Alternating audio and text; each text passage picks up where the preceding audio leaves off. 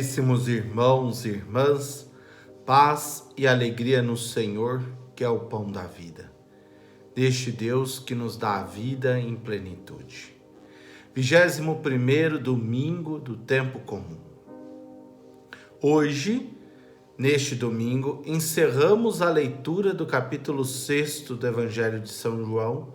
Como disse, foram 5 domingos lendo trechos deste 6º capítulo de São João, do Cristo, Pão da Vida. Domingo passado, a liturgia foi substituída pela festa da Assunção de Nossa Senhora, mas depois leremos um trechinho do Evangelho de domingo passado para a compreensão do Evangelho de domingo de hoje. Que a graça e a paz de Deus esteja contigo e possa trazer paz e esperança ao seu coração e toda a sua família. A liturgia de hoje começa com uma leitura do livro de Josué, capítulo 24, versículos de 1 a 18. Final já do livro de Josué. O que é interessante em Josué? Porque o livro de Josué vai narrar toda a conquista da terra.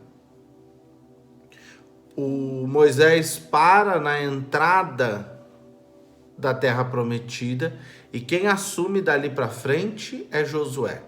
E Josué irá liderar esse povo com decisão e coragem. Como diz o próprio texto, Josué tem um coração voltado ao Senhor. E durante todos os capítulos, toda a história, o decorrer deste livro, vai contando como Deus age em favor desse povo, como Deus vem ao encontro desse povo para oferecer-lhes a vida, para oferecer-lhes os sinais necessários para que compreendam que como ele esteve com os pais no Egito, ele também está com os filhos ali na terra, fruto da promessa feita aos antepassados, mas que se cumpre ali, naquele momento. Ou seja, não é um Deus de momento, mas é um Deus que faz a promessa, cumpre-a com decisão e está sempre presente. Mas é interessante que, depois da conquista, é necessário agora selar novamente esta fé. E o texto de hoje vai refletir sobre isso, né? O povo de Deus foi liberto por Deus no Egito. Deus viu, ouviu, sentiu o clamor do povo e veio falar com Moisés. Moisés conduz esse povo. Passam pelo Mar Vermelho, fogem, vencem todas as dificuldades e chegam à terra, atravessam a dureza daquele deserto, fazem a experiência do crer e do não crer, e Moisés acompanhando esse povo como grande homem de Deus no meio desse povo, como grande intercessor por esse povo que tinha a cabeça dura. Chegam à terra, conquistam toda a terra e agora é preciso tomar a decisão. O trecho então é muito bonito. O verso 15 nos diz o seguinte: se vos parece mal servir ao Senhor, escolhei hoje a quem quereis servir. Se aos deuses a quem vossos pais serviram na Mesopotâmia, ou aos deuses dos amorreus em cuja terra habitais. Quanto a mim, diz Josué, e a minha família, nós serviremos ao Senhor. Ou seja, é preciso que se tome uma decisão. E eu acho interessante porque a pergunta de Josué é muito clara. E a mesma coisa, a pergunta de hoje é muito clara. A quem você deseja servir? A quem você deseja seguir? Quem é o Senhor que é o Senhor da sua vida? Qual o sentido desse Senhor na sua vida? E é preciso uma resposta clara e decidida. A quem nós serviremos? Serviremos o Senhor. Ou servimos o Senhor, ou não temos ou podemos servir a qualquer outro Deus, mas não existe na fé cristã um outro caminho a não ser servir o Senhor. Mas, padre, se eu me decido por outra coisa, vai seguir outra coisa. A questão aqui é o que diz o ditado: não dá para pôr um pé em cada canoa. É preciso entrar totalmente. E Josué vai dizer isso. Em Siquém, e é interessante a ideia de Siquém, em Siquém nós vamos encontrar Jesus e a samaritana em Siquém, no poço de Jacó. Ou seja, meus irmãos e irmãs, não dá para ficarmos com uma fé dúbia que não consegue ir nem vir. Precisamos nos colocar plenamente no caminho do Senhor e segui-lo. Que garantias que temos? A garantia que o Senhor está conosco. A garantia que o Senhor está ao nosso lado. E se precisamos de mais, podemos ver as testemunhas todas na história da salvação. Tanto na igreja, Antigo Testamento, Novo Testamento, nós temos toda essa história. Essa é a nossa garantia. Não tem nenhum termo assinado, porque a fé não é um termo assinado. A fé é uma decisão de vida e de coração. Ou eu sigo o Senhor, ou eu não sigo o Senhor. Ou eu me decido por Ele, ou eu não me decido por Ele. Que o seu sim seja sim, que o seu não seja não. Então Josué questiona o povo exatamente disso. O povo vai dizer: não, nós vamos seguir o Senhor.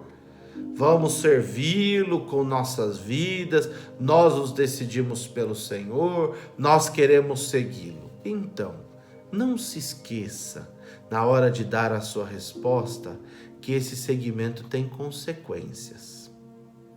Não é uma resposta efusiva, momentânea, fruto de uma experiência emotiva. Precisa ser uma decisão de fé, consciente, que brota da reflexão da cabeça e da fé no coração, da reflexão do coração.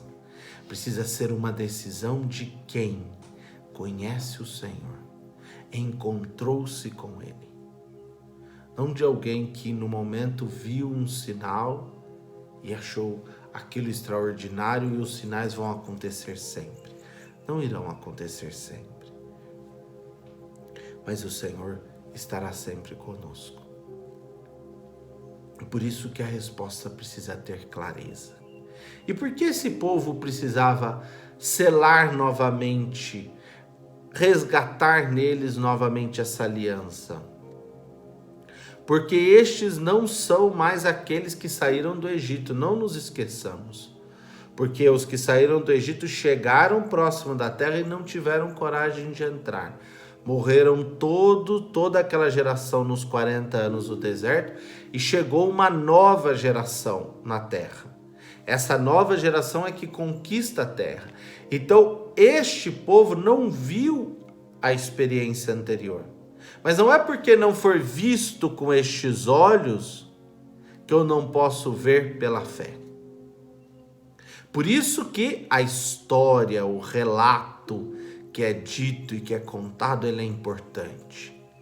Porque é importante narrarmos a história da salvação para que essa fé vai sendo aos poucos digerida, assimilada, aprofundada e torne-se decisão. Se os nossos pais disseram, então é verdade. Se os nossos antepassados viveram isso, então é verdade. A mesma resposta de fé exigida por Josué em Siquém é pedida por Jesus no final do capítulo 6 de São João. Capítulo 6, versículo de 60 a 69. No versículo 60, os discípulos dizem assim: muitos discípulos de Jesus que o escutaram disseram: esta palavra é dura, quem consegue escutá-la? Que palavra é dura? Vamos ao evangelho de domingo passado, versículos de 53 a 56.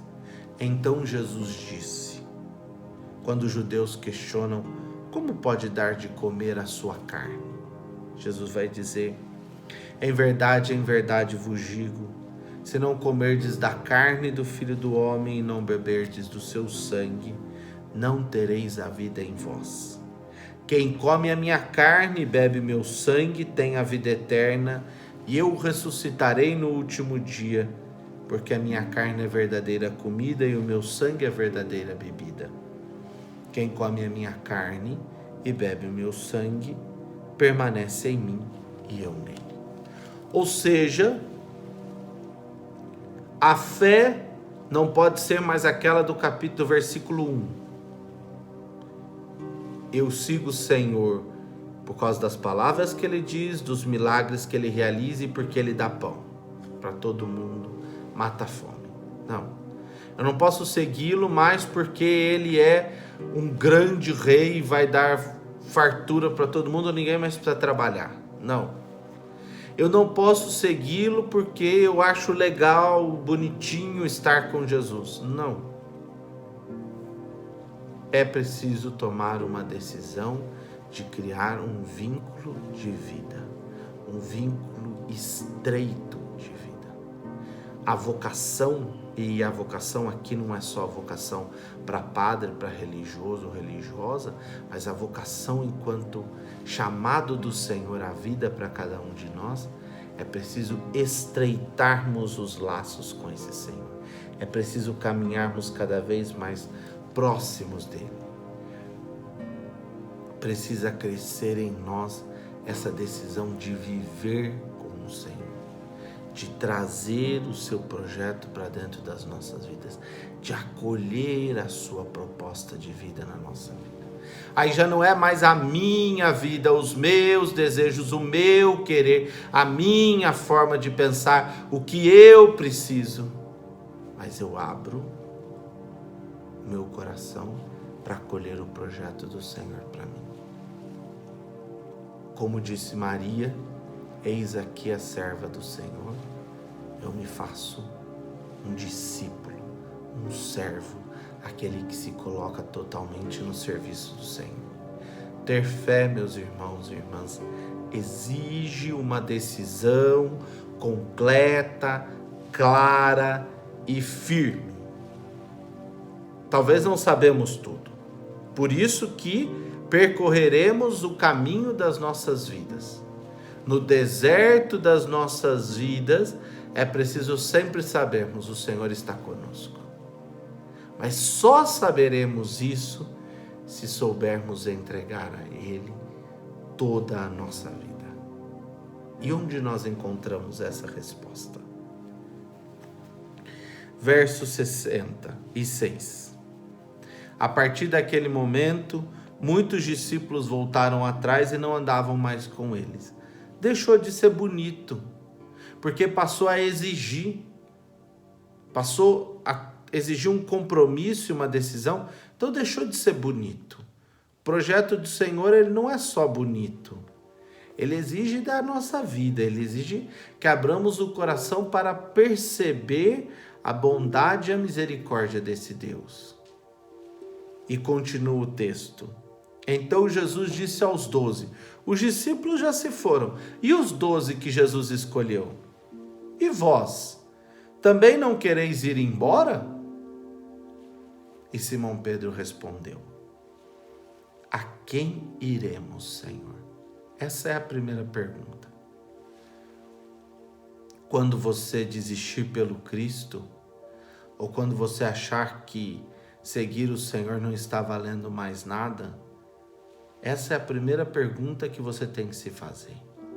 A quem eu irei, Senhor? Se não for para te seguir, quem eu seguirei? Porque se eu quiser criar o meu Deus, tudo bem, mas quem eu vou seguir? Eu estou abandonando a Ti, por quê? A quem seguiremos, Senhor? Tu tens palavras de vida eterna, ou seja, Pedro consegue entender que as palavras de Jesus são mais do que belas palavras. São palavras de vida eterna, que iniciam nessa vida e nos conduzem ao encontro do Senhor. Que começam aqui, que nos transformam, nos revigoram, mas essas palavras vão nos conduzir à vida eterna e verdadeira. Nós cremos firmemente e reconhecemos que Tu és o Santo de Deus. Olha que aqui está só no capítulo 6, ainda terá muito para ser meditado. Mas o que São João quer nos mostrar? A fé é uma decisão e nessa decisão eu dou passos. E muitas vezes nesses passos é que eu vou aprendendo, meditando, aprofundando, compreendendo e descobrindo e dando passos e caminhando. Sempre certos que o Senhor está conosco. E sobre a segunda leitura de hoje, Efésios 5, 21, 32, é um pequeno tratado de moral familiar, no qual Paulo fala nos versos 22 e 24, 22, 23 e 24, sobre os deveres das esposas, e nos versos de 25 a 33, sobre os deveres dos esposos. As mulheres têm uma raiva de São Paulo por causa desse texto, porque ele vai dizer: mulheres, sejam submissas aos seus maridos como convém no Senhor.